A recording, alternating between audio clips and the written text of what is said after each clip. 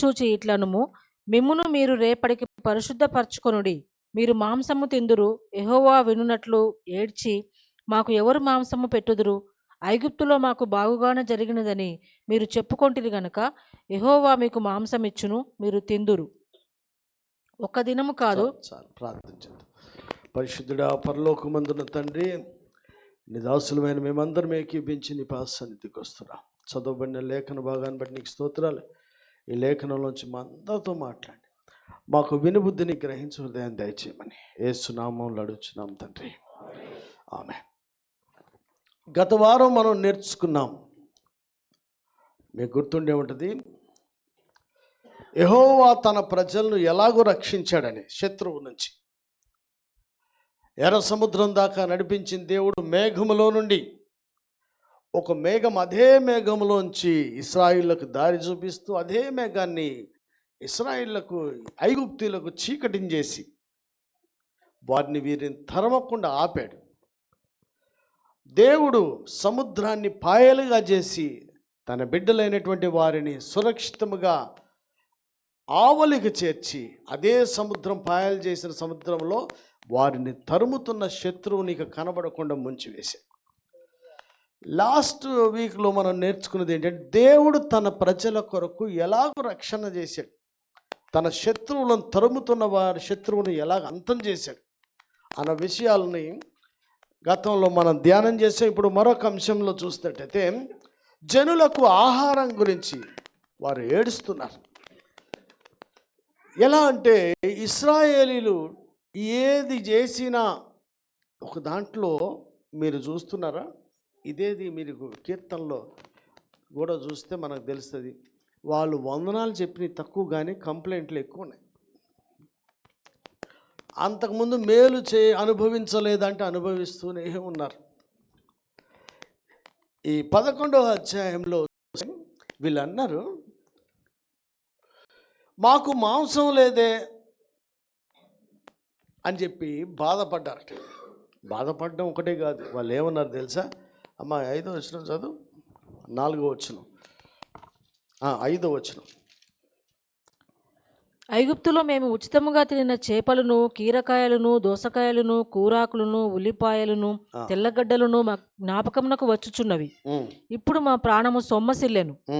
ఈ మన్నా కాక మా కన్నుల ఎదుట మరేమీ లేదని చెప్పుకొని. చాలండి. ఐగుప్తులో మేము తిన్నటువంటి చేపలు అంటే వెజ్, నాన్ వెజ్ రెండు, దానికి ఒక మాట ఉంది, మీరు బైబిల్ చదివేటప్పుడు చాలా చక్కగా చూడండి. ఉచితముగా. అరే, గొడ్డు చాకరీ చేపించి పెట్టారు. జైల్లో కూడా అడిగి ఫుడ్ ఫ్రీగానే పెడతారు.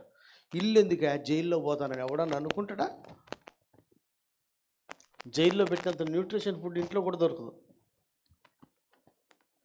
ఉచితముగా అన్నారు తప్పనిచ్చి ఉచితముగా అంటున్నాడు కానీ గొడ్డు చాకరీ చేపించుకున్నాడు. మమ్మల్ని నానా బాధలు పెట్టారు. మేము మొర్ర పెడితేనే కదా దేవుడు మమ్మల్ని తన దాసుని పంపించి విడిపించాడన్న సంగతి వదిలేసి వీళ్ళు ఉచితముగా మేము తిన్నాం, మాకు ఈ జ్ఞాపకం వస్తుందంటే ఏం జ్ఞాపకం వస్తుంది? దీనికి ఆ కొరడా దెబ్బలు ఏం జ్ఞాపకం రాట్లా. దేవుడు వదిలేసి బయట తీసుకొచ్చాడని. గడ్డి ఇవ్వకుండా, కట్టెలు ఇవ్వకుండా, ఇటుకలు కాల్చమని శ్రమ పెట్టిన ఏమీ గుర్తు రావట్లా. ఎంత ముసలోళ్ళైనా, బలహీనంగా ఉన్న, అనారోగ్యం వచ్చిన పని తక్కువ చేయకుండా లెక్క అప్పచెప్పాల్సిందనే చిత్రహింసలు పెట్టిన బాధలేమి వీళ్ళకే అవి రావట్లేదు. కానీ వీళ్ళకి ఇచ్చినటువంటి చేపలు, కూరగాయలు ఇవన్నీ బాగా ఐగుప్తులో వచ్చినాయి గుర్తొస్తుందట. ఎప్పుడు గుర్తొస్తుంది? మళ్ళీ ఏమన్నారు తెలుసా? ఎన్నాళ్ళు తినాలి మన్నా మేము? అప్పుడు ఆహారం లేక చచ్చిపోతుంది. దేవుడు దేవదూతల ఆహారం వారికి ఇస్తే, మనిషికి ఎవరికైనా సరే తృప్తి ఏంది? కొంతకాలమే, ఇమీడియట్. ఇప్పుడు మేలు చేస్తే మళ్ళీ ఆదివారం ఉన్నంత భక్తి మళ్ళీ తర్వాత ఇంకో సంవత్సరం కొడతా. దాసు సాక్ష్యం చెప్పాడు. ఏం చెప్పిండబ్బా, స్టోరీ కాదు. అక్కడ భరత్కి ఏమైంది తెలుసా? వాళ్ళ పిన్ని దగ్గరికి వచ్చాడు. ఏం సాక్ష్యం అని భరత్ గారు చెప్పి, ఫస్ట్ హాఫ్లో దాస్ అన్న విలను, సెకండ్ హాఫ్లో హీరో అని చెప్పిండట. ఊరి నీ అమ్మ, వీడు ఎట్ట పోల్చుకున్నాడు రా ఆయన. వాడు పోల్చుకోవడం దీంతోనే. వెంటనే ఎందుకు వచ్చిందా అని నాకు డౌట్ వస్తే, వాళ్ళ అమ్మ నాన్నకు ముందు రోజు ఫోన్ చేస్తే అక్కడ అమ్మ అంటే నేను సినిమాలో ఉన్న పెట్టే అన్నాడట. వీడికి సినిమా గురించి ఆలోచన వచ్చుంటుంది అప్పటి నుంచి. First half villain, second half ఇందులో వీడికి సారాంశం ఏం దొరకలేదు. విలను హీరో వాళ్ళు ఏం చేశారనే తెలుస్తలేదు వీడికి. శ్రేష్టమైన విషయం ఏంటంటే దేవునికి మాట ఇచ్చిన కాంచి ఇన్ని సంవత్సరాలు వెనక్కి తిరగల. ఓమ్మో, అది మాట విన్నప్పుడు పలుమార్లు నేను మర్చిపోయింది గుర్తొచ్చి నేను చాలా సిగ్గుపడ్డా. ప్రభువుని క్షమించమని అడిగినప్పుడు ఇమీడియట్గా. ఎంత గొప్ప సాక్ష్యం సార్, దేవునికి మాట ఇస్తే అట్లా నిలబడ్డం అనేది. వీళ్ళు మన్నాను తిన్న తర్వాత ఏమంటారు, ఈ మన్నా అప్పుడేమో బాగా ఎరుగుని తిన్నారు. ఇప్పుడేమంటారు, ఈ మన్నా తప్పన మాకేమీ లేదేంది, ఎన్నాళ్ళు తినాలి మన్నా అంటే కింద మన్నా గురించి రాశాడు. ఏరుకోవాలంట, దంచుకోవాలంట, చెరగాలంటే వీడికి పని సాగిరి చిరాకైంది. అప్పుడు జొమాటోలు లేనట్టున్నాయి. ఆర్డర్ ఇస్తే వచ్చేది ఊరి అక్కడి నుంచి కురిపించిన వీడిని కూర్చుకొని దంచుకొని చెదురుకొని తినటం అనేది కూడా కింద రాసింది. ఇదేంటి ఈ మన్నా ఏందా ఊరికి దిగుతుంది, మనమే ఏరుకొచ్చుకోవాలా, మనమే దంచుకోవాలా, మనమే కొట్టుకోవాలి, ఏంది ఇది అని అనిపించిందేమో. అసలు ఒకడికి ఒక కోరిక పుట్టడానికి సహజంగా పుట్టిన, ఇప్పుడు నేను అనుకోండి, నా మీద నేను చెప్పుకుంటా వినండి, ఏమో ఎన్నాళ్ళు తింటామని అమ్మ బిర్యానీ లేదు పాడలేదు అనిపించింది అనుకో, నాకు అనిపించింది. మళ్ళీ వెంటనే అనిపిస్తుంది, సర్లే ఎలాగ అది ఎప్పుడప్పుడు దొరుకుతుంది. మన రంజిచ్చాడు, ఈ బతుకు నాశనం అయిపోను, అసలు ఏంది ఈ బతుకు అర్థం లేదు, సర్దా కబాబు లేదు, షబర్మా లేదు, ఇది లేదు, నాకైతే విరక్తి కలుగుతుంది అనగానే నేను వెంటనే సిరితో పోయి ఏంది ఎన్నిసార్లు ఈ కాకరగా పెడగా బిర్యానీ వచ్చగా. అప్పుడు దాకా నాకు కూడా చెప్పరేంది అనిపించింది, కానీ ఇంత గట్టిగా అనిపించలే. ఇశ్రాయేల్లో కూడా అనిపించింది, కానీ గట్టిగా అనిపించడానికి ఎవరు కారణం? 4వ వచనం చదువు. వారి మధ్యనున్న మిశ్రిత జనము మాంసాపేక్ష అధికంగా కనపరచగా ఇశ్రాయేలును మరలా ఏడ్చి. చాలండి. వారి మధ్యలో ఉన్న మిశ్రిత జనం మాంసాపేక్షను కనపరచగా ఇశ్రాయేలు కూడా ఒకసారి ఏడిపోతుంది, పోతుంది మనకి. ఇంకోడు ఏమిటాడు, నేను నీతో పాటు ఉన్నాను బలగుతున్నాడు. దేనికి? ప్రార్థనకి కాదు, ఉపవాసానికి కాదు, 2 అధ్యాయాలు చదవడానికి కాదు. అంటే కొంతమంది కొన్నిటికి మనకి సపోర్ట్. దేనికి? దేనికో దానికి. ఒకడు ఫుడ్ అవ్వచ్చు, ఒక డబ్బులు అవ్వచ్చు, ఒక పదవి అవ్వచ్చు, దేనికో దానికి ఒకడు. జనవరి 1న మీలో మీరు ఇప్పుడు అయ్యి ఉంటాయి కొన్ని పేర్లు నేను చదవంగానే, అన్న నీ పేరు వద్దామని నేను తీసాడు, నాకు చాలా బాధ అయింది అంటే ఆడికి లేని బాధ ఒకటి. పేరు లేనోడికి అసలు బాధ లేదు. వీడు పక్కనోడు వెళ్ళి నీ పేరు గ్యారంటీగా వస్తామన్నా ఈసారి నేను తీసి పడేసాడా, ఎంతైనా పాస్టర్ గారు నీ పేరు పెట్టాల్సింది. ఇప్పుడు దాకా మంచిగా నవ్వుకుంటున్నాడు, ఇంటికి పోయి పైకి కిందకి ఆలోచిస్తా, ఆ వారం అంతా బైబిల్ చదవకుండా, ప్రార్థన చేయకుండా, భార్యని అడుగోలుగా తిట్టుకుంటా, పిల్లలతో చెంపకేసి కొట్టుకుంటా, పాపం వీడికి లేదు అసలు వాళ్ళకుందా లేదు. అది ఒకడు అన్నాడు, ఇది రీసెంట్గా సేమ్ ఇన్సిడెంట్ ఐఎఫ్జే పాస్టర్ల మధ్యలో. నేను అట్టు వస్తా. ఐఎఫ్జే పాస్టర్లు మీ కాన్ఫరెన్స్ భువనగిరిలో 2వసారి జరిగినప్పుడు జరిగింది. ఎలా జరిగిందంటే, మా తమ్ముడు అందరినీ గ్యాదర్ చేసి మీటింగ్ పెడుతుంటే నేనుండి, ఊరి ఎంతకాలం ఏం చెప్తారా నాయన, ఆ పని చేస్తారు ఈ పని చేస్తారు అని చెప్తుంటే, సరే ఎవరు చేస్తలేదు. నేను లేచి ఒక మాట అన్నా, మా వాడు నాకు అన్నయ్య నువ్వేమని చెప్తావా అని అన్నాడా. మిగతా పాస్టర్లకి అయ్యింది, వీడమ్మ అనవసరంగా వీడికి చెప్తుండా అనుకొని మిగతా అనుకుంటారు. నేను అన్నా, ఐఎఫ్జే భారతదేశం అంతా రావాలి, నువ్వు మటుకు నీ ఇంట్లోనే పడుకోవాలి, ఎట్టొస్తుంది అన్న. పెద్దల మధ్యలో 24 పెద్దలు కాదు, అక్కడ 40 మంది 50 మంది పెద్దలు ఉన్నారు. రెండవదిగా సేవకుని వాడుకో, ఎక్కడ వాడుకోవాలి? దేశ విదేశాలు వాడుకో. మీ ఊర్లో మీటింగ్ పెట్టి మా ఊరు రమ్మంటావు, నువ్వేం దేశ విదేశాలు వాడు ఎట్లా వస్తాడు ఒక మనిషి ఇన్ని చోట్లకి? ఇప్పటికీ అడిగి 30 రోజుల్లో రోజుకు 2-3 ఉంటాయి. నువ్వు చేసే ప్రార్థనకు కానీ నువ్వు చేస్తున్న పనులు కానీ ఏమైనా సంబంధం ఉందా? 10 ఏళ్ళు అయిపోయితే నువ్వు సొంతంగా ఒక ఐఎంజేని రన్ చేయలేక, 4 చోట్ల నువ్వు చేయలేక, ప్రతి దానికి మా ఊళ్ళే పిలిస్తే కొత్త ప్రాంతాలకు ఎవరు వెళ్ళాలి? విదేశాలకు ఎవరు వెళ్ళాలి?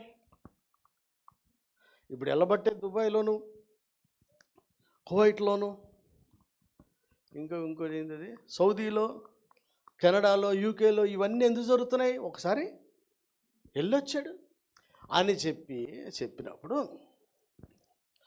ఒక పాస్టర్ గారు ఏమడిగారంటే, ఎంతైనా అన్నుంటేనే మీటింగ్ బాగుంటుంది. నేను అన్నుంటే మీటింగ్ బాగుండేది వాస్తవమే, కానీ అన్నం లేకుండా మీటింగ్ చేస్తేనే దేవుడిచ్చిన దర్శనాన్ని పట్టుకున్నట్టు. ఇప్పుడు దర్శనాన్ని పట్టుకోవట్లే, దేవుని లెక్క చేస్తలే. ఉంటే మంచిదే, లేకపోయినా చెయ్యాలి.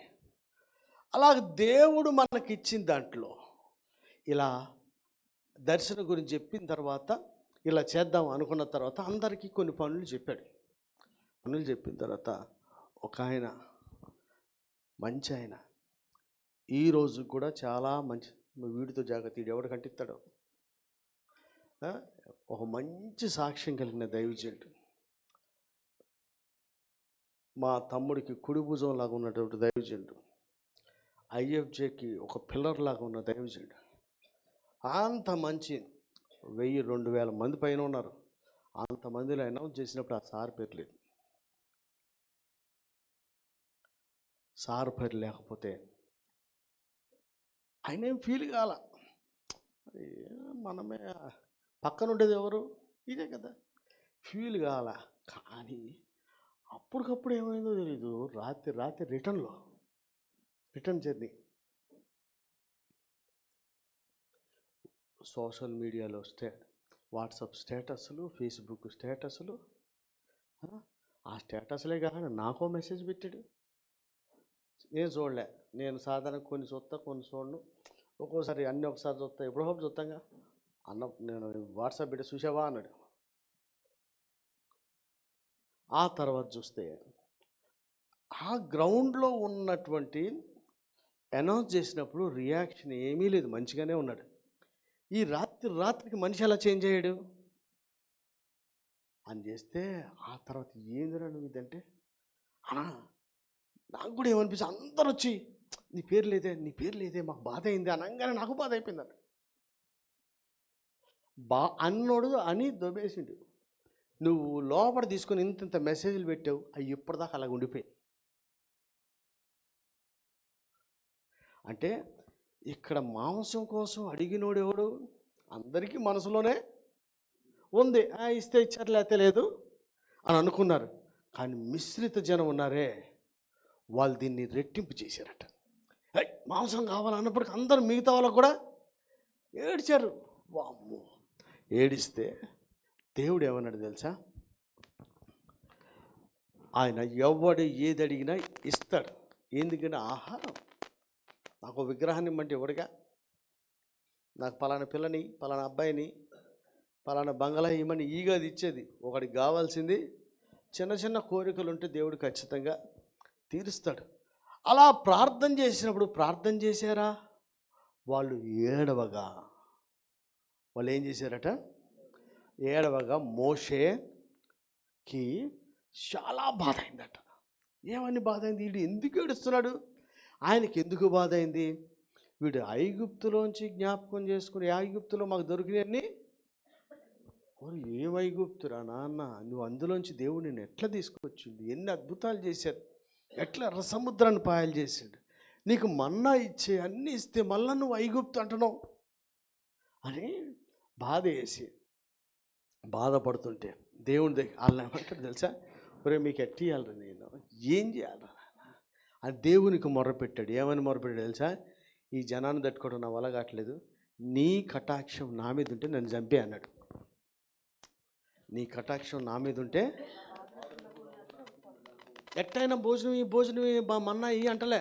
నీ ఇదేంది, జనమేంది, కథ ఏంది, నీ కటాక్షం నా మీద ఉంటే నన్ను చంపేసేయి అని చెప్తేప్పుడు, ఎన్ని చంపేది ఏందిరా నాయన, నేను వాళ్ళకి అన్నం పెడతా, వాళ్ళకి మాంసమే కదా కావాల్సింది, నేను ఇస్తా అని చెప్పాడు. అని చెప్పి ఒక మాట అన్నాడు. ఫస్ట్లో చదివిన చూడమ్మా, ఎన్నో వచ్చినది 18. నీవు జనులను చూచి ఇట్లనుము, మిమ్మును మీరు రేపటికి పరిశుద్ధపరచుకొనుడి, మీరు మాంసము తిందురు. చాలండి. దేవుడు ఏదైనా అద్భుతం చేయాలంటే నువ్వు రీజన్ ఏదన్నా కానీ, నువ్వైతే అడిగినావు కదా, మనకు కావాలి కదా, ఏం చేయాలి, మనలను మనమే, ఎవడు వచ్చి మన రుద్దడు, మనలను మనమే అనేది. ఎందుకంటే మనలో ఏముందో మనకే తెలియజేయడానికే పరిశుద్ధాత్ముడు భూమి మీద ఉన్నాడు.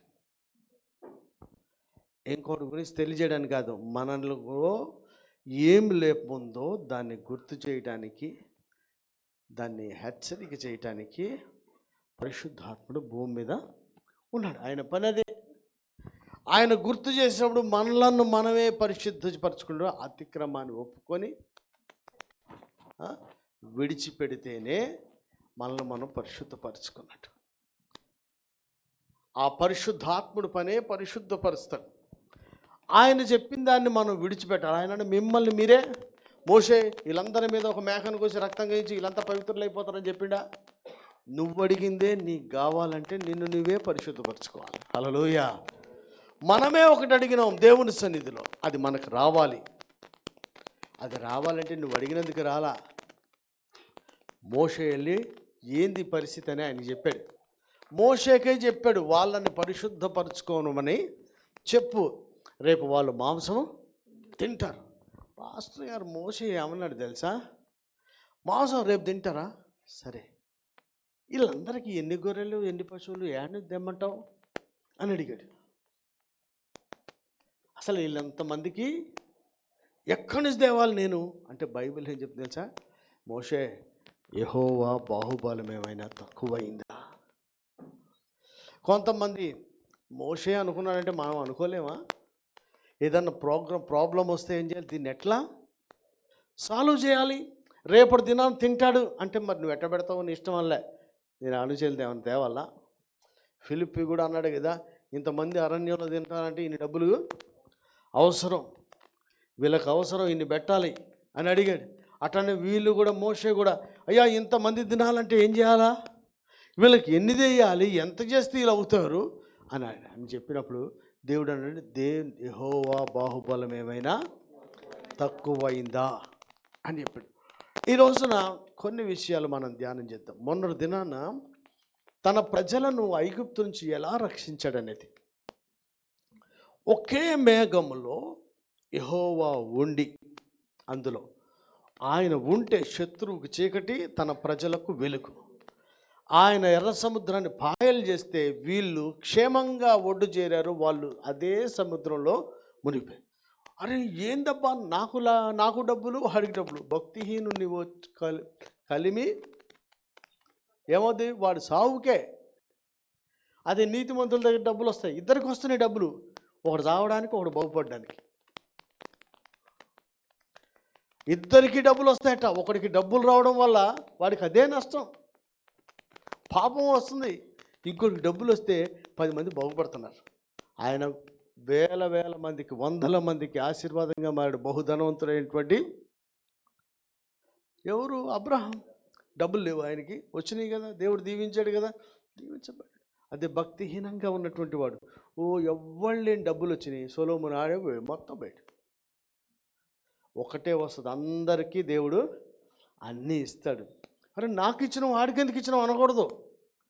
మనకిస్తాడు, వాళ్ళకి ఇస్తాడు. ఎవడు ఎలా వాడుతున్నాడు అనేది లెక్క. హల్లెలూయా. ఇంత ప్రార్థన చేస్తే దేవుడంట యెహోవా బాహుబలం. ఇప్పుడు మనం చదువుకుంటుంది వాళ్ళకు ఒక సావు బతుకుల మధ్యలో లేదు, ఒక కోరిక, ఆహారం. సావు బతుకుల మధ్యలో వాళ్ళు లేరు కదా. అడిగితే వచ్చిందా రాలేదా? వచ్చింది. ఎలా వచ్చింది?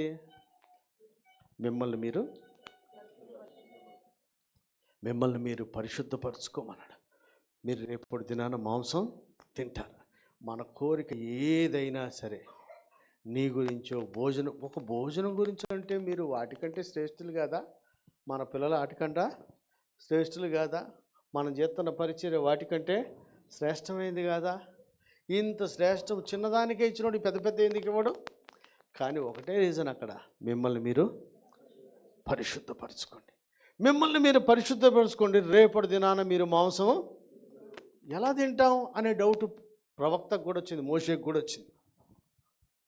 ఎలా తింటామనే ఒకసారి, నీ బాధ పోద్ది, నీ జబ్బు పోద్ది, నీ అప్పు పోద్ది, నీకు ఉద్యోగం వస్తుంది, నీకు పెళ్ళి అవుతుంది. ఎలా అవుతుంది? ఏడవుతుంది? ఆయన అన్నాడుగా, సముద్రం పక్కన ఉన్నాయని తెచ్చేయాలా, ఇన్ని చంపాలనా, ఇల్లు కావాలి, ఎలాగవుతుంది? చిట్టి వేయాలా, ఏమో ఎవడు తెలుసు. ఏం చేయాలి మనకైతే తెలియదు. ఒకటే గుర్తుపెట్టుకోండి, ఆయన మనం అడిగాం, రేపటి దినాన మీరు మాంసం తింటారు. హల్లెలూయా. ఎట్లా అంటే, యెహోవా బాహుబలం ఏమైనా తక్కువైనదా? ఈ రోజున మీ అందరికీ ఒక మనవి చేస్తున్నా. మన దేవుని గురించి ఏం మాట ఉంటుందంటే, నిన్న నేడు ఏకరీతిగా ఉన్నవాడు, ఆయనకు మార్పు లేదు. నిన్న నేడు ఒకే రీతిగా ఉన్నవాడు. మార్పు లేని దేవుణ్ణి సేవిస్తున్నప్పుడు ఆయన బాహుబలము నేటికి తక్కువ కాలేదని మనం నమ్మాలా. హల్లెలూయా. ఇప్పుడు పని ఎందుకు కావట్లేదంటే ఒకటే రీజన్, పనికి ముందు మనలను మనం పరిశుద్ధపరచుకోవాలి. మిమ్మల్ని మీరే పరిశుద్ధపరచుకోండి. ఎవ్వడు పరిశుద్ధపరచడు. పరిశుద్ధపరచబడే పద్ధతులు చెప్తారు. స్నానం చేయండి అంటాడు కానీ అందరికి వచ్చి ఒళ్ళు రుద్దెత్తారేంటి? సబ్బోడు వచ్చి, ఆడి పేరు ఏం పేరా, మైసూర్ శాండిల్, సారది సబ్బు, మైసూర్ శాండిల్ వచ్చి మన ఆ కంపెనీ వచ్చి నీకు రుద్దుతాడారా? ఎవడు రుద్దుతారు? ఎవడు క్రీమ్ వాడికి రుద్దుతారా? ఎవడి నెత్తికే నూనె ఆడికి వచ్చి పెడతాడండి. ఏది పనికి వస్తుందో చెప్తారు. చేసుకోవాల్సిన పని మనమే. మనం ఎలా పరిశుద్ధపరచబడతామో దేవుడు చెప్తాడు. పరిశుద్ధపరచుకునే పద్ధతి మటుకు మనమే చేసుకోవాలి. హల్లెలూయా. అందరికీ కోరికలు ఉంటాయి, అందరికీ వాళ్ళ జీవితంలో నెరవేరాలని ఉంటుంది. కానీ ఎవరి కాడు పరిశుద్ధపరచుకోవడానికి మటుకు, నా కోసం ప్రార్థన చేయండి, నా కోసం ప్రార్థన చేయండి, తప్పులేదు, మనం కూడా చేసుకోవాలి. శోధనలు వస్తూనే ఉంటాయి. శోధన జయించువాడు ధన్యుడు. రాకుండా చేయనకూడదు. శోధనలో నిలిచే కృపని మంచిగా, శోధనలో నిలవాలి, శోధనని జయించాలి. ఇహలోక మాలిన్యము తమకు అంటకుండా కాపాడుకోవాలి. ఇవన్నీ చేసుకున్నప్పుడు రేపటి దినం తింటా అన్న వాగ్దానం కూడా మన జీవితంలో నెరవేరుతుంది. హల్లెలూయా. ఖచ్చితంగా రేపటి దినమున మీరు మాంసం తింటారు. ఎలా తింటారు అనే ప్రశ్న మళ్ళీ చెప్తున్నాను, సామాన్యుడికి కాదు, మోషేకే వచ్చింది. అసలు ఇది ఎట్లా? మరి ఎర్ర సముద్రం పాయలు చేసిన ఆయనక, మన్నాను కురిపించిన ఆయనే కదా, అన్ని అద్భుతాలు చేసినోడు కదా. దేవుడు ఏమన్నా చేస్తాడని తెలుసు కదా.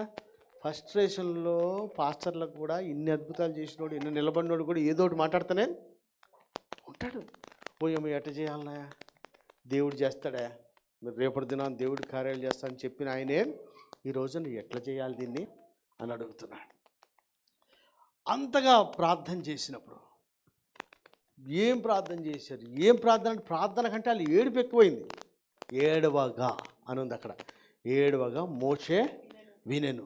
మోషేకి అది బాగా బాధ కలిగించింది. అరే ఎన్ని అద్భుతాలు చేస్తూ ఉంటే వీడు ఏదో వచ్చి ఇప్పుడే చచ్చిపోవట్లేదు, అయినా సరే వీడు ఇంకొక కోరిక కోరుతున్నాడని చెప్పి బాధపడి దేవుని దగ్గరికి వెళ్ళి అడిగినప్పుడు ఆయన ఏమని తెలుసా, ఒరే అన్ని గోత్రాల నుంచి కొంతమంది పెద్దలు తీసుకురా, అందరిని తీసుకురా, గుడారం దగ్గరకు రండి, దేవుని ఆత్మ వారి మీద దిగుతుంది, ఇప్పుడు ఒక అద్భుతం చేస్తాను నేను అని చెప్పి వారందరిని తీసుకొచ్చి సమకూర్చి అక్కడ ప్రార్థన చేసినప్పుడు ఒక అద్భుతం జరిగింది. ఎలాగంటే, మీరు నాకు కింద చదువు వచనం గుర్తుందా? 23 చదువు. అందుకు యెహోవా మోషేతో ఇట్లనెను, యెహోవా బాహుబలము తక్కువైనదా? నా మాట నీ ఎడల నెరవేరునో లేదో ఇప్పుడు చూచెదవు. మోషే బయటికి వచ్చి, నా మాట నెరవేరునో లేదో ఇప్పుడు అని ఇశ్రాయేలుతో అన్నాడా, దైవజనుడితో అన్నాడా? ఒక్కోసారి వాళ్ళకి డౌట్ వస్తుంది, వీళ్ళకి కూడా డౌట్ వస్తుంది. కోరికలు చూస్తే కొన్ని కోరికలు ఈజీ అనిపిస్తుంది, కొన్ని కోరికలు చూస్తే గొంతెమ్మ కోరికలు అనిపిస్తుంది. గొంతెమ్మ కోరికలు అనిపించినప్పుడు ఏమనిపిస్తుంది? ఇది అయ్యేదా సచ్చేదా అనిపిస్తే దేవుడు ఏమంటే, యెహోవా బాహుబలం ఏమైనా తక్కువైనా నీవు ఏం చేస్తావనేది ఇప్పుడు నువ్వు చూస్తావని చెప్తున్నాడు. చెప్తూ ఆయన అన్న మాట చూడేమా 29:30 నుంచి చదువు. అప్పుడు మోషేయు ఇశ్రాయేలుల పెద్దలను పాలెంలోనికి వెళ్ళిరి. తరువాత యెహోవా సన్నిధి నుండి ఒక గాలి బయలుదేరి సముద్రం నుండి పూరేళ్లను రప్పించి పాలెం చుట్టూ ఈ ప్రక్కను ఆ ప్రక్కను దిన ప్రయాణమంత దూరం వరకు భూమి మీద 2 మూరల ఎత్తున వాటిని పడజేశాను. చాలండి. ఇక్కడ చూస్తే యెహోవా సన్నిధి నుండి ఏం రాసింది అక్కడ? బైబిల్ చదువుతలేరు కదా అమ్మ. సండే స్కూల్ టీచర్లు మీరు బైబిల్లో అన్ని పుస్తకాలు కంటతబెట్టించారా? పాత టీచర్లు కొత్త టీచర్లు చెప్పి లేదా మత్తయి మార్కు తెలీదా? మరి ఎవడు బైబిల్ తీయడేంటి మీ స్టూడెంట్స్? మళ్ళీ వారం చెప్పండి కాస్త బైబిల్ తీయమని. చదువు రాకపోతే ఇండెక్స్ తీసైనా తీయమని. పిల్లలు ఉన్నాయో లేదో చూడాలి కదా, వాళ్ళు చదువు వచ్చిన వాళ్ళేగా, పుస్తకాలు చదువుతున్నారుగా. ఇక్కడ చూస్తే తూర్పు గాలి ఒకటి యెహోవా సన్నిధి నుంచి బయలుదేరి సముద్రము నుండి పూరేళ్లను రప్పించి పాలెము చుట్టూ ఈ ప్రక్కను ఆ ప్రక్కను దిన ప్రయాణం అంత దూరముగా భూమి మీద 2 మూరల ఎత్తులు వాటిని పడజేసాను. ఇప్పుడు మోషే అన్న మాట చూస్తుంటే ఏమనుంది? 22వ వచనం, వారు తృప్తిగా తినున్నట్లు వారి నిమిత్తము గొర్రెలను పశువులను చంపవలెనా? వారు తృప్తిగా తినున్నట్లు సముద్రపు చేపలన్నీ వారి నిమిత్తము కూర్చోవలెనా? ఇక్కడ 2 అంటున్నాడు. వారు తృప్తిగా తినున్నట్లు ఏమని? గొర్రెలను పశువులను చంపవలెనా? తృప్తిగా తిన్నట్లు సముద్ర చేపలన్నిటినీ వారి నిమిత్తము కూర్చోవలెనా అని అడుగుతున్నాడు. ఏం చేసి వీళ్ళని సాటిస్ఫై చేయాలి అంటే ఏమి చేయాల్సిన పని లేదు. యెహోవా బాహుబలం ఏమైనా, అరే మన సమస్య ఏదన్నా కానీ మనం దేవుని దగ్గరకు వచ్చినప్పుడు ఒకటి నమ్మాలి, ఆయన బాహుబలం ఏమీ తక్కువ కాలేదు. నాకైతే నిన్నటి నుంచి నేను కొంచెం డల్ అయినా. ఎందుకంటే ఈ ప్రోగ్రాములు నేను ఎక్స్పెక్ట్ చేసినవి కాదు, మనం పెట్టుకోవాలనుకోలే. అసలు మనకు 1 రూపాయి కూడా తగలదు. ఆల్రెడీ నేను డబ్బులు కొన్ని బజాజ్లో టికెట్లు కొట్టినాయి, కొన్ని అడ్వాన్సులు కడుతున్నాయి. ఇప్పుడు వాళ్ళు వస్తే నా డబ్బులు నాకు ఇచ్చేస్తారు, ఇంకా మిగతాయి కూడా పెట్టేస్తారు. ఇప్పుడు ఆయన ఫోన్ చేసి నేను రావట్లేదు, మాకు ఆరోగ్యం బాగాలేదు, టికెట్ క్యాన్సిల్ చేసుకున్నాం అంటే నేను ఏం చేయాలి? ఇప్పుడు ఏం చేయడానికి? ఏమి చేయడానికి లేదు. ఒక్క నిమిషం, ఈ పరిస్థితుల్లో నాకు ఇదా అంటే మనకు గుర్తొచ్చింది ఏంటంటే యెహోవా బాహుబలం ఏమైనా ఫైనాన్షియల్ మ్యాటర్లో తక్కువ కాదు. అలాగనే నిలబడినప్పుడు కూడా దేవుడు తన ఆత్మను అనుగ్రహించి అక్కడ కార్యం చేస్తాడని నేను నమ్ముతున్నా. హల్లెలూయా. ఒక్కోసారి సిచ్యువేషన్ బట్టి అనిపిస్తుంది, ఇమీడియట్గా ఎట్లా సమకూర్చాలి అన్న ఆలోచన వస్తుందా రాదా? ఇన్ని గొర్రెలను వదలనా, పశువులు వదిలించాలనా, సముద్రం దగ్గరికి వెళ్ళి సమకూర్చానా, ఈ బిల్లులన్నీ ఎట్లా అనిపిస్తే దేవుడు ఏమంటాడు? ఆయన బాహుబలం ఏమైనా తక్కువైందా? మీరు రేపటి దినాన్ని గ్యారెంటీగా తింటారు, తక్కువ ఏదే లేదు. ఏమైనా ఒక అద్భుతం చేస్తాడు దేవుడు. నువ్వు అనుకున్నది ఏంటంటే పశువులు గొర్రెలు వధించాలా. సొల్యూషన్ ఏంటివి? ఈయన దగ్గర ఉన్నది ఏమైనా పశువులు గొర్రెలు వధించాలా, సముద్రం దగ్గరికి వెళ్ళి తీసుకురావాలా అంటే మన ఇమాజినేషన్కి భిన్నంగా దేవుడు ఒక అద్భుతం చేస్తాడు. హల్లెలూయా. వీళ్ళందరికీ భోజనం అనగానే ఈయన మనసులో ఒకటి మెదిలింది, కానీ అదైతే కాదు. దేవుని బాహుబలం తక్కువ అవ్వలేదని చెప్పి ఆయన ఏం చేశాడంటే యెహోవా సన్నిధి నుంచి గాలి బయలుదేరిందట. చూడమ్మా, యెహోవా సన్నిధి నుంచి ఒక గాలి బయలుదేరి సముద్రము నుండి పూరేళ్లను రప్పించి పాలెము చుట్టూ ఈ ప్రక్కన ఆ పక్కన దిన ప్రయాణం అంత దూరం వరకు భూమి మీద 2 మూరల ఎత్తున వాటిని పడజేసాను. అయ్యో ఎంత అద్భుతం సార్. మీకు ఏమనిపిస్తుందో కానీ వాడు అడిగింది మాంసం. పెళ్ళిళ్ళు ఫంక్షన్లు వేసినప్పుడు తలా 2 ముక్కలు గ్రేవీ వేసుకుంటే బోలా. మనం అందరికి పెట్టాలంటే ఏం చేయాలా? కవేల తెచ్చి ఇక్కడ పెట్టుకోవాలా. ఎవడు అవుతాడు? రుచి ఉందంటే 2 ముక్కలు ఎవడైనా అడుగుతాడు. మన సూర్యాపేట వంట సీను లెక్క ఏంది? తెలంగాణలో అయితే కేజీ 4 లేదా 5, ఆయన 6, 7 పెట్టడు. ఆంధ్రలో 10 మంది 10. అంటే వాళ్ళ కారం వేరు, వాళ్ళ గంటె వేరు. మన కారం వేరు, మన గంటె వేరు. ఆ లెక్కలు ఇక్కడ పోయి మామూలు అంటే ఏం తిండి ఏంది ఇది అన్నాడు. నేనన్నా మీరు అన్నం తినేది అంతంత రాసులు తింటారేటరా బాబు, మావాడు ఎంత అన్నం తిని ఇంత కూరేసుకుంటాం. మేము రివర్స్. మా తమ్ముడి ఇంట్లో పిల్లలు ఉంటారు కదా, వాడు రాజు చూస్తే మనకు ఆశ్చర్యం అవుతుంది. ఈ ప్రిన్స్ గాడు ఎందుకు పనికి వస్తాడు, మనీష్ గాడు ఎందుకు పనికి వస్తాడు. ఈ మధ్య వీళ్ళిద్దరికి దయ్యాలు పోయి నోరు తెరిచినోడికి పెట్టింది దయ్యం, అని లేపాలరా. ఇంకా నోరు తెస్తాడు, ఏమైతే ఏం కావాలరా నీకు ఇంకా. వాళ్ళిద్దరికి పోయిన దయ్యాలు, వాడు విపరీతంగా తింటాడు. చాలు అన్నది ఆడికి లేకుండా పోయింది, అసలు లేదు. ఎరా ఇంకో రౌండ్ ఎత్తావాట, ఇంకో రౌండ్ ఎత్తావా. భరత్ చంద్ర కూడా అలసిపోయి చాలా అంటాడు, కానీ ఈడు మటుకు చాలా అంటలేడు. వాళ్ళ రాసి చూస్తే అమ్మో, మా తమ్ముడు ఇంట్లో అందరూ 25 పెద్దవాళ్ళు ఉంటారులే, 20+ వాళ్ళు మంచి పని చేస్తారు, గట్టుకుంటారు. కానీ అది తినేస్తే ఆరిగేసే కూర చూస్తేనేమో ఇంతే సప్పిడి. మళ్ళీ ఆడికి చారు, మజ్జిగలు, నీళ్లు కావాలి. మనకయ్యే మనకొకటే దండిగా ఉండే. సార్ అవసరమైతే మనకి టింగ్ టింగ్ ఏడి రై ఏం కావాలరా మనకి. మళ్ళీ ఇదొకటే ఉంటే కొంచెం మళ్ళీ ఇజ్జలో ఒకటి ఉండాలి. మన పద్ధతి అట్లా. ఆయన అన్నాడు, ఊరి ఇంతమంది సాటిస్ఫై అంటే ఎవరికి టింగ్ టింగ్, ఎవరికి ఏ గంటో మోసేకి బాగా తెలుసు కాబట్టి కొంచెం ఎంతమందికి ఎన్నని ఎట్టేయాలి ఆయన అని అనుకొని ఇది చేయాలన్నా అది చేయాలన్నా అంటే ఒక సమస్యకి సొల్యూషను మనం ఒకటి ఆటోమేటిక్ ఎవరికైనా వచ్చేస్తూ ఉంటుంది. అరే ఇది చేస్తే బాగుండు అనుకుంటే మన దేవుడు మన ఆలోచన కంటే భిన్నంగా మన సమస్యను పరిష్కరిస్తాడు ఆయన. హల్లెలూయా. మా బాహుబలం ఏం తక్కువైందా, ఇస్తపా అని చెప్పి ఎట్లా ఇచ్చిందంటే, ఒక 1 కిలోమీటరా ఏంది ఏం రాసింది అక్కడ, ఒక దిన ప్రయాణం. వామో, ఒక దిన ప్రయాణం అంతా. అంటే అప్పట్లో ఇశ్రాయేల్లో ఒక రోజు నడిస్తే ఎంత దూరం నడిచేవాళ్ళు, ఆ దాన్ని బట్టి ఒక దిన ప్రయాణం అంతా.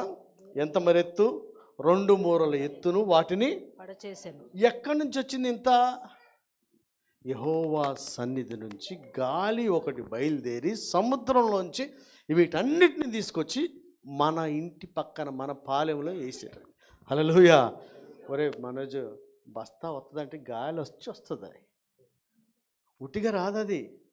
యెహోవా సన్నిధిలోంచి గాలి బయలుదేరి ఆ రోజు ఆడికి పూరిలో ఈరోజు నా కోసం బస్తా రాదంటవా. నువ్వు డౌట్ పడుతున్నావు కదరా, నీకు పెళ్ళి కాదు, జాగ్రత్త. ఎందుకంటే వీడు బస్తాకి పెళ్ళికే మూట పెట్టాడు. వస్తే మనం చేసుకునేది ఏమి లేదు, అంతా నీ విశ్వాసం చొప్పున నీది నీకు కొత్తది.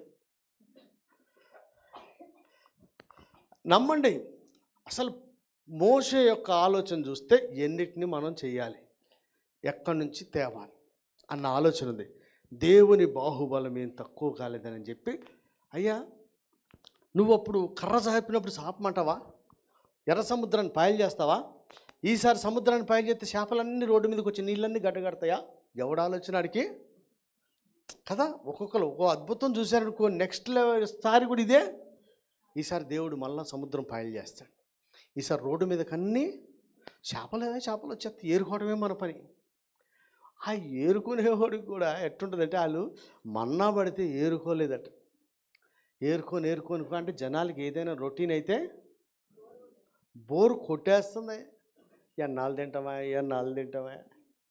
అప్పుడు దంచుకొని తిన్నారు, ఇప్పుడేమో మాకు ఇది తప్పనిచ్చి ఇంకోటి లేదా అంటే ఒక అద్భుతం చేసాడట దేవుడు. మీరు నమ్మడబ్బా, మనందరికీ జీవితాల్లో ఒక అవసరం ఉంది, దాని గురించి ఏడ్చాం. ఏడిస్తే దేవుడు మెచ్చలే, వీడు ఎందుకు మళ్ళీ ఎడుతున్నాడు రా, నిన్ను బయటికి తీసుకొచ్చినోడు నేను నీకు అన్నీ సమకూరుస్తాను కదా. కోరికలు అడగనోడు ఉత్తముడు దేవుణ్ణి. ఒకవేళ అడిగావా, అది ప్రభువు మెచ్చేదై ఉండాలి. అది ఎవరి విషయంలో జరిగింది, సొలొమోను విషయంలో. అరే నువ్వు భలే కోరిక అడిగేవారా, అడగంది కూడా ఇస్తా అన్నాడు. మన వేళ ప్రభువుని అడిగితే ఆయన మన కోరికను మెచ్చాలి. శిష్యులు అడిగారు సీటు కావాలని. అరే మీరు ఏమడుతారో మీకేమీ తెలుస్తలేదు. అసలు ఏం అడుగుతుర్రా బాబు అంటాడు. ఏది బతి అడిగితే ఇచ్చేస్తానని ఆయన చెప్పడం అది ఉత్తమమైంది అయి ఉండాలి. హల్లెలూయా. ఇలా మాంసం అడిగితే వెంటనే దేవుడు అన్నాడు ఏం చేయాలి. నేను ఒకటే చెప్తాను మీకు, ప్రవక్తకైనా సరే ఒక్కొక్క సిచ్యువేషన్లో సొంతంగా ఆలోచిస్తుంటాం ఎట్ట చేయాలని. అక్కడ కూడా ఎర్ర సముద్రం కాడ కూడా ఆలోచించాడు. నువ్వెందుకే ఆలోచిస్తున్నావు, నువ్వు కర్ర చాపు, నీ కర్ర ఉంది కదా అని ఐడియా ఇచ్చింది ఎవరు? మరి ముందు చెప్పింది ఎవరు? నేను చూస్తున్నా ఇశ్రాయేల్ని మీరు ఇక ముందు చూడరని చెప్పింది ఎవరు? చెప్తాడు కానీ నెక్స్ట్ ఏం చేయాలో తోస్తలేదు. తోసకపోవడానికి కారణం చెప్పనా, వెనకాలన్న జనాలే చిత్రహింసలు పెడుతుంటారు. తిడతా ఉన్నాను లేదా? ఈ తిట్లకి ఏం చేయాలో కూడా పాలుబాదు. మనము ఇప్పుడు నేను చెప్పిన మా డాడీ ఎంత ప్రేమించాడు బిడ్డని, నన్ను అంటే నా చిన్నప్పుడు పిల్లల్ని అన్నది నేను తండ్రిని అయితే కానీ నాకు తెలవలే. ఎంతైనా స్టోరీలానే ఉంటుంది. రియాలిటీ అంటే ఆ స్థానం మనకు వస్తేనే. ఈ స్థానం మీకు వచ్చిన రోజునే నా విలువ మీకు తెలిసింది. అప్పటి వరకు అంత స్టోరీయే. చెప్తాడులే స్టోరీలు చెప్తానే ఉంటాడు, నా బాధలు నీకేం తెలుసా నువ్వు అనుకుంటావు. నువ్వు ఈ స్టేజ్కి అందరూ వస్తారు ఒక రోజున, దేవుని ఏర్పాట్లు ఉన్నోళ్ళు. వచ్చినప్పుడు అంటాడు అమ్మ ఇది సామాన్యమైన విషయం కాదని. ఈయన ప్రార్థన చేశాడు, ఇంత అద్భుతాలు చేసి నడిపించిన ఆయన ఆ టైంలో కూడా దేవుడు ఏదో ఒక అద్భుతం చేస్తాడు అనుకోలే. నేను ఏం చేయాలి, అది చేయాలన్నా ఇది చేయాలన్నా అడిగితే నీ బాహుబలం ఏం తక్కువగా లేదే నాది, రేపటి దినాన్ని వస్తుందంటే ఎట్లా వచ్చిందంట. ఎట్లా వచ్చించిన అప్పుడేమో ఆకాశం నుండి మన్నా వచ్చింది, ఒకప్పుడేమో కర్ర జాతేనేమో సముద్రం పాయలైంది, కర్రతో కొడితేనేమో నీళ్ళు వస్తాయి. ఇప్పుడేమొస్తుంది, దేవుడే తన సన్నిధిలోంచి నువ్వేం చేయకపోయినా ఒక గాలిని పంపించి మనకు కావాల్సిన ఆహారాన్ని, ఇశ్రాయేలుకి కావాల్సిన ఆహారాన్ని కురిపించాడు. హల్లెలూయా. అది ఎక్కడ? మోయాబీలు ఇంట్లో పడింది, వెళ్ళి తెచ్చుకోపో అనడా? అరే నీ పక్కనే ఉంటుందబ్బా. మనం దేని గురించి అయితే అడుగుతున్నామో అది మన పక్కకే దేవుడు తెస్తాడు. నువ్వు మళ్ళీ సమకూర్చుకునే పని కూడా నీ పక్కకే ఇచ్చేసాడు. ఎంత ఇచ్చాడు? విస్తారంగా ఇచ్చాడు. అక్కడ జరిగింది చూడండి, తర్వాత చూడండి 33 చదువు. ఆ మాంసము ఇంకా వారి పండ్ల సందున నుండగానే అది నమలక మునుపే యెహోవా కోపము జనుల మీద రగులుకొనెను. యెహోవా తెగులు చేత వారిని బహుగా బాధించెను. మాంసాపేక్ష గల వారిని జనులు అక్కడ పాతిపెట్టినందున ఆ స్థలమునకు కిబ్రోతు హత్తావా అని పేరు పెట్టబడింది. చాలండి. ఇక్కడ ఎందుకు మాంసాపేక్ష గల వారిని అంటే మాంసం తినడం చంపారా? వామ్ము రేపటికి ఉంటుందో ఉండదోరా నాయన అని దేవుడు ఈరోజు ఒక అద్భుతం చేస్తే రేపు కూడా అద్భుతం చేస్తాడు. ఆయన అద్భుతాలు చేయు దేవుడు, ఆశ్చర్యకార్యాలు చేయు దేవుడు. ఈ రోజుతో అయిపోయిందని మనం ఎందుకు అనుకోవాలా? ప్రతి దినము కూడా ఆయన ఆశ్చర్యకరమైన సహాయాన్ని మనకు అందిస్తూనే ఉంటాడు. దానికి ఎవడో కాదు, నేను ఎన్ని ప్రయాణాలు చేస్తాను నాతో ఉన్నోడికి తెలుస్తుంది. అసలు మనం కారుకి కూర్చుంటే నా కాడ డబ్బు లేదన్న సంగతి ప్రపంచానికి తెలియదు, నాకు తప్పనిచ్చి నా పక్కన ఉన్నోడికి తెలుస్తుంది. ఎవడో అనుకుంటాడా? మొన్న ఒక రోజున ప్రయాణం అయిపోతున్నాడు, డబ్బు పెట్రోల్ లేవు, రాజుగట్టు పుంజారి పెట్రోల్ అయిపోయింది, ఒక 1000 రూపాయలు. నేను ఎవరిని అడగడానికి కూడా మొహమాట పడను, ఎవడు కొంప ముంచను, అది మటుకు గ్యారెంటీ. అంటే ఏంది, మంచి కారు 777 వేసుకెళ్తా అంత చూస్తే పెట్రోల్ ఉండదు. నన్ను చూసినోడు పెట్రోల్ లేదని ఆడనుకోడు. వెనకాల 100 కోట్లు ఉన్నాయి అనుకుంటారు జనాలు. తీరొస్తే పెట్రోల్ కూడా పైసలు ఉండవు. కానీ ఆశ్చర్యకరంగా ఇప్పటి వరకు దేవుడు నడిపిస్తూనే వచ్చాడు. హల్లెలూయా. ఎందుకంటే నేను చెప్తే ఒక అద్భుతం చేసినాడు ఇంకో అద్భుతం చేసినాడు కాదు. మనం భూమి మీద ఉన్నంతకాలం మనం మొర్ర పెడితే ఖచ్చితంగా దేవుడు మనకు జవాబునిస్తాడు. హల్లెలూయా. ఆశ్చర్యకర సహాయం. దేవుని కోపం ఎందుకు వచ్చిందంటే ఒక మాట చదువుకుందాం చూడమ్మా, అది ఎక్కడ ఉంది చూడు.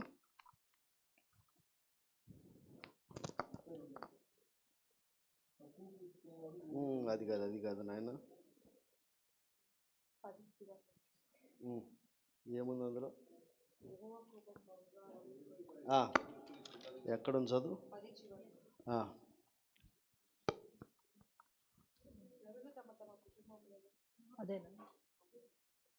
జనులు తమ తమ కుటుంబములలో ఎవరి గుడారపు ద్వారమునొద్ద వారు ఏడవగా మోషే వినెను.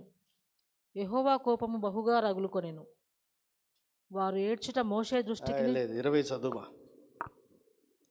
1 నెల దినముల వరకు, అనగా అది మీ నాసికారంధ్రములో నుండి వచ్చి మీకు అసహ్యము పుట్టు వరకు దానిని తిందురు. ఏలయనగా మీరు మీ మధ్యనున్న యెహోవాను నిర్లక్ష్యం చేసి ఆయన సన్నిధిని ఏడ్చి ఐగుప్తులో నుండి ఎందుకు వచ్చిదిమనుకొంటిరి? అందుకు మోషే యెహోవాను నిర్లక్ష్యం చేసినట్టు వాళ్ళు ఎందుకు చచ్చిపోయారంటే, వాళ్ళు ఏమనుకున్నారంటే మాంసం కొరకు మేము అసలు ఐగుప్తులోంచి ఎందుకు వచ్చాం అనుకున్నారు. మాంసం కొరకు వీళ్ళు ఇక్కడికంటే మాకు ఐగుప్తులోనే బాగా ఉంది అనుకుంటారే. ఏమన్నా కష్టం వస్తే నేను దేవుణ్ణి నమ్ముకోకితమే బాగున్నాను.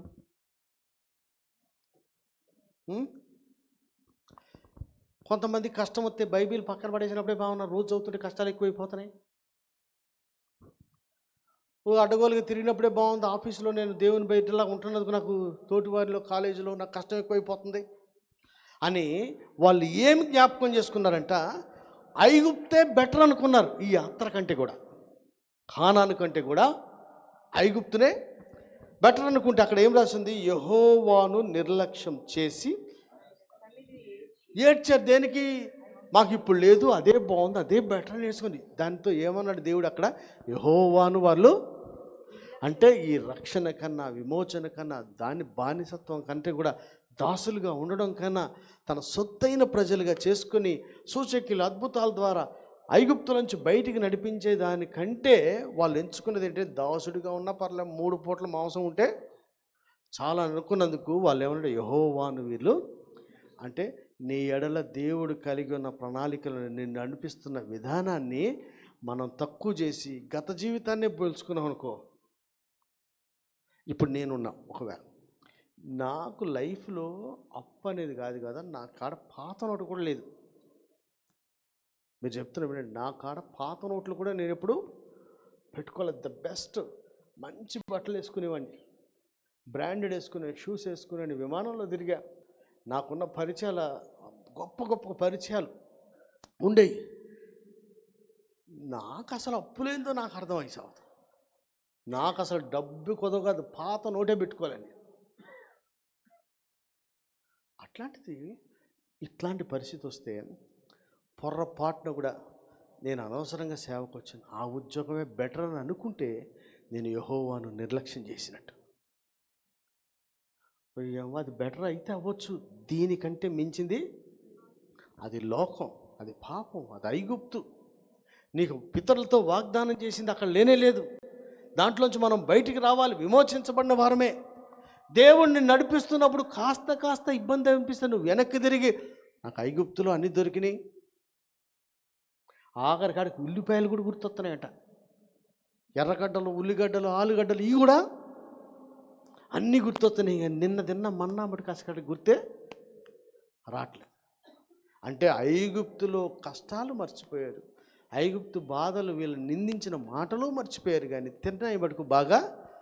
నేను అనేక మాటలు చెప్తాను కదా, ఎవడైనా సరే ఏ పెళ్ళికి వెళ్తే ఏమైనట్టు, తింటేనే భోజనం చేస్తే పెళ్ళికి వెళ్ళినట్టు. ఆ వరవడు ఎక్కడ దాకా వచ్చిందంటే పాస్టర్లు మీటింగ్లు కూడా వచ్చినాయి. ఓ పెద్ద ఆయన అన్నాడు, మన ఊర్లోనే ఒక బిషప్, భోజనానికి వస్తే మీటింగ్కి వచ్చినట్టే అన్నాడు. మన ఊర్లోనే. అంటే వీళ్ళకి ఎన్ని చేసినా తింటేనే లెక్క. అలాంటి లెక్క ఉన్నటువంటి వాళ్ళని దేవుడు నిర్లక్ష్యం అని ఎప్పుడు అన్నాడంట? అది చూస్తే మీరు ఐగుప్తుని జ్ఞాపకం చేసుకున్నారు, ఐగుప్తులో మాకు బాగుంది అనుకున్నారు కనుక యెహోవాను మీరు అంటే ఆయన ప్రణాళిక అంతటినీ వీడు తీసి అవతల పడేశాడు ఫుడ్ గురించి. మా చిన్నమ్మ ఒక ఆమె ఉండేది, సరిత, వింటున్నావా? ఆమె ఏం చేసింది తెలుసా? కొంచెం కష్టం వస్తే పుట్టిల్లు హైదరాబాద్, ఏలూరు నుంచి హైదరాబాద్ వచ్చింది. ఎందుకని? కష్టానికి ఇబ్బంది. హైదరాబాద్ వాళ్ళ సంగతి ఏందో మీకు తెలుసా?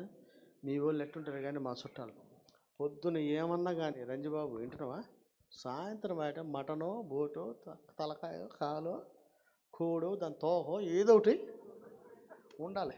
మా మరదలో ఒకటి ఉండేది, అది అన్నది, మమ్మీ కనీసం గుడ్డన్నా లేదా? అసలు ఏంది ఈ భోజనం? గుడ్డన్నా లేదా? అటు మా వాళ్ళు అట్టుంటారు. ఏమన్నదన్నా పొద్దున ఆఫీసులో ఎడిపోయినా సాయంత్రం వచ్చేపాటికి ఏదన్నా ఉండాల్సిందే గ్యారంటీగా. లేకపోతే అది రాత్రి సాయంత్రం నిద్రే పట్టదు, ఆడికి తిన్నట్టే ఉండదు. అట్లనే వీళ్ళకి ఇన్ని కష్టాలు ఎన్ని వచ్చినా సాయంత్రం భోజనం అనేప్పటికీ అది గుర్తొస్తుంది. అయ్యా మీ అందరికీ మనకి దేవుడు చేసిన మేలు గుర్తు రావాలి. బానిసత్వంలోంచి బయటకు వచ్చాం, లోకంలోంచి బయటకు వచ్చాం. మన మీద బాసిజం చేసే అనుజనులు ఇక లేరు, వాళ్ళని దేవుడు ఇక తుడిపేశాడు. ఇవన్నీ మనకు గుర్తు రావాలి. కానీ ఈ పూటకి పూరెళ్ళు ఉన్నాయా, మన్నా ఉందా, ఇవన్నీ గుర్తొస్తే ఒకవేళ అడిగిన వాళ్ళందరికీ దేవుడు ఏం అందరిని చంపలా, ఎవడైతే అత్యాశగా తినేశాడో ఇక మనకు దొరకదన్నట్టుగా వాడిని చంపేశాడు. రీజన్ ఏం చెప్పిండంటే, మీరు నన్ను నిర్లక్ష్యం చేశారు. నిర్లక్ష్యం అంటే ఏం గుర్తు రావాలి మనకి? ఈ యాత్ర కంటే కూడా ఐగుప్తే బాగుందని అనిపించినోడు దేవుడిని నిర్లక్ష్యం చేసినట్టు. హల్లెలూయా. నేను దేవుణ్ణి నమ్ముకున్నప్పుడే కాలేజీలో కొంచెం బాగుంది, దేవుణ్ణి నమ్ముకున్నప్పుడే ఆఫీసులో బాగుంది, దేవుణ్ణి నమ్ముకున్నప్పుడే పెళ్ళిళ్ళు అందరు చుట్టాలు నన్ను రెస్పెక్ట్ చేసేవాళ్ళు, ఇప్పుడు బైబిల్ చదివి ప్రార్థన చేస్తాడు, నన్ను ఎవరు లెక్క చేస్తలేడు అని పొరపాటున ఎప్పుడన్నా మనసులో అన్న వచ్చిందా? నువ్వు దేవుణ్ణి నిర్లక్ష్యం చేసినట్టు. నిన్ను ఆ జనములోంచి నిన్ను పేరు పెట్టి పిలిచి నిన్ను వెదకి రక్షించి నిన్ను స్వకీయమైన జనంగా ఆయన చేసుకుంటే ఈ రోజున ఏదో కొంచెం వచ్చిందని అది కూడా సత్యంత కానే కాదు. దేవుని మీద ఆయాసపడితే ఆయన అన్నాడు, మీరు నన్ను నిర్లక్ష్యం చేశాను. అందుకే ఈ రోజున సంగమా మీ అందరికీ ప్రేమతో చెప్తుంది ఏంటంటే, చిన్నదైనా పెద్దదైనా మనం అడిగితే దేవుడు ఖచ్చితంగా ఇస్తాడు. హల్లెలూయా. ఆయన ఏమంటాడు? ఆయన బాహుబలం ఏమీ తక్కువ కాలేదు, ఖచ్చితంగా ఇస్తాడు. కానీ కండిషన్, మిమ్మల్ని మీరు పరిశుద్ధపరచుకోండి. రేపే మనల్ని మనం పరిశుద్ధపరచుకుంటే రేపే ఒక అద్భుతం దేవుడు చేస్తాడు. ఎలా చేస్తాడంటావా? నీ అంచనా నీకు ఉండొచ్చు, కానీ ఆయన ఒక విధానం ఉంది. ఆయన యెహోవా సన్నిధి నుంచి, మీరు ఆ మాటను మర్చిపోండి, యెహోవా సన్నిధి నుంచి గాలి బయలుదేరి వచ్చి వారు ఒక దిన ప్రయాణం అంతగా పూరిళ్ళను పరిచారట. అసలు అప్పుడప్పుడు వివాదాలు ఎందుకు వస్తున్నాయి? మిశ్రిత జనం ఉన్నారు, అటు పూర్తిగా భక్తిలో ఉండడు, పూర్తిగా లోకం ఉండడు. అంటే సండే క్రిస్టియన్స్ వల్ల కూడా కొన్ని సమస్యలు వస్తాయి మనకి. సండే క్రిస్టియన్స్ వరకు సలహాలు వస్తాయి. నిరంతరం భక్తి చేసేవాడికి సదురుకుపోతుంటాడు, వాక్యం బాగా చదువుకుంటాడు కాబట్టి. అలాంటి వారి ప్రభావం మీ మీద పడకుండా మీరు చూసుకోవాలి. హల్లెలూయా. కనుక ఈ రోజున మీకు మనవి చేస్తున్నాను, నాకే కాదు మీకు కాదు, మన సమస్య ఏదైనా సరే దేవుని సన్నిధిలో అడిగామా, దేవుడు ఖచ్చితంగా దానికి జవాబు ఇస్తాడు. కానీ పొరపాటున కూడా ఆయన కోపం రగులుకున్నట్లుగా, ఆయన నిర్లక్ష్యం చేసినట్లుగా ఐగుప్తులో బాగుందని పొరపాటున కూడా అనొద్దు. మరలా చెప్తున్నాడు, ఐగుప్తులో బాగుందని పొరపాటున అనొద్దు. నిజంగా బాగుండొచ్చు పరిస్థితులు, కానీ ఇంతకు మించిన భాగ్యం అయితే అది కాదు. దేవుని సన్నిధికి మించిన భాగ్యం కాదు. పగల మేఘస్తంభం, రాత్రి అగ్నిస్తంభంగా నడిపించాడు. ఒక మేఘంలో నుంచి మనకి దారి చూపించి అదే మేఘంలో నుంచి వారికి చీకటి కలుగజేశాడు. ఏ సముద్రంలో అయితే రహదారి చేశాడు, ఆ సముద్రంలో ఆ మేఘం వెళ్ళి వాళ్ళ రథములో మేకులన్నీ ఊడదీసి వాళ్ళ సముద్రంలో చంపేశాడు. వీటినన్నింటినీ మర్చిపోతావా? ఇన్ని అద్భుతాలు చేసి దేవుడు తీసుకొచ్చి వాగ్దాన భూమిలో నేను చేరుస్తూ మన్నాను కురిపిస్తున్నాడు, బండ నుంచి నీళ్ళు ఇస్తున్నాడు. మేఘం, నువ్వు ప్రయాణం చేసినప్పుడల్లా మేఘము నడుస్తూనే ఉంది. ఇవన్నీ మర్చిపోయి మాకు ఐగుప్తులో బాగుందంటే దాని అర్థం ఏంటంటే యెహోవాను మనం పొరపాటున కూడా, మీ పాస్ట్ లైఫ్లో ఏమన్నా మంచి ఉంటుంది బాగుంటే అనుకోవచ్చు, పొరపాటున కూడా అనుకోవద్దు. నేనున్నాను చూడండి, 12 years నేను ఇంటర్నేషనల్ ఫుడ్, కాంటినెంటల్ ఫుడ్ తిన్నా. ఈ పరిచర్య కంటే అదే బెటర్ అనుకుంటావా? నేను పొరపాటు కూడా అనుకోలే. ఒరిస్సాలో 2008లో వెళ్ళినప్పుడు నా జీవితంలో ఎప్పుడు ఉండలే, బాత్రూమ్ అంత రూమ్లో ఉన్న కట్టకలో డ్రైనేజీ పక్కన, ఆ డ్రైనేజీ మీదే ఒక బండి పెట్టి గుడ్డు అమ్ముతున్నారు. 5 రూపాయలకు కూడా రోజుకి ఒకే ఒక గుడ్డు. కానీ పొరపాటున కూడా ఇది ఎందుకో, దీనికంటే నా ఉద్యోగమే బాగుండే అని నేను ఎప్పుడు అనుకోలే. ఎందుకంటే ఇది ఇచ్చిన దేవుడు, అనుమించిన దేవుడు మళ్ళా దీనికి మించిన ఆశీర్వాదాన్ని కూడా మనకి ఇస్తాడు. హల్లెలూయా. మన జీవితంలోకి దేవుడు అని అనుమతిస్తూ ఉంటే, ఆయన ఎందుకు అనుమతిస్తాడంటే మీరు ఎట్టుంటారో అనేది తెలుసుకోవడానికి. అట్లా అనుమతించిన దేవుని బట్టి మనం దేవునికి వందనాలు చెప్పాలి. కానీ ఆ ప్రతికూల పరిస్థితుల్లో ఐగుప్తు మంచిగాని పొరపాటును కూడా అనొద్దు. చాలామందికి వచ్చే ప్రాబ్లం తెలుసా? నెంబర్ 1, దేవుణ్ణి అంగీకరించిన ఇంట్లో కష్టం వస్తుంది, చుట్టాల్లో కష్టం వస్తుంది, ఆఫీస్లో కష్టం వస్తుంది. వాళ్ళు ఇమీడియట్గా అనుకునేది ఇంతకుముందే బాగుండి కొంచెం భక్తి చేస్తున్న కొద్దీ, అరే మనకు శోధనలు ఎక్కువ అవుతున్నాయంటేనే మనం భక్తి చేస్తున్నట్టు. భక్తి చేస్తున్నందుకు బాధపడొద్దు. 10 దినములే శ్రమ అన్నాడు ఆయన, ఎక్కువ రోజులు ఉండవు ఇవన్నీ. హల్లెలూయా. కనుక శత్రువు నుంచి కాపాడిన దేవుడు ఈ రోజున మన అక్కర్ను కూడా తీరుస్తాడు. ఆయన ఎలా తీరుస్తాడనేది మన ఊహకు మించినట్లుగా, మోషేకు మించినట్లుగా, మోషే ఊహకు మించినట్టు ఒక అద్భుతం చేశాడు. ఒకే మాట, నా బాహుబలం ఏం తక్కువ కాలేదు, మీరు ఈ దినం మిమ్మల్ని మీరు పరిశుద్ధపరచుకోండి అని. పరిశుద్ధపరచుకోగానే ఆయన ఏం చేశాడు? సముద్రపులోంచి గాలి, యెహోవా సన్నిధి గాలి పంపించి ఒక అద్భుతం చేశాడు. మీ అందరికీ ఏదైనా అవసరం ఉందా? ప్రార్థన చేస్తున్నారా? ప్రభు మాట, మిమ్మల్ని మీరు పరిశుద్ధపరచుకోండి. ఆయన బాహుబలం నేటికి కూడా తక్కువ కాలే. నీ ఊహకు మించి, నువ్వు ఆలోచనకు మించి ఒక అద్భుతాన్ని దేవుడు చేస్తాడు. అటు అద్భుతాన్ని మనం అందరం పొందుకొని దైవాశీర్వాదాలు పొందుకుందాం. దేవుడి మాటలు దీవించుగాక. ఆమేన్. ప్రార్థన చేద్దాం.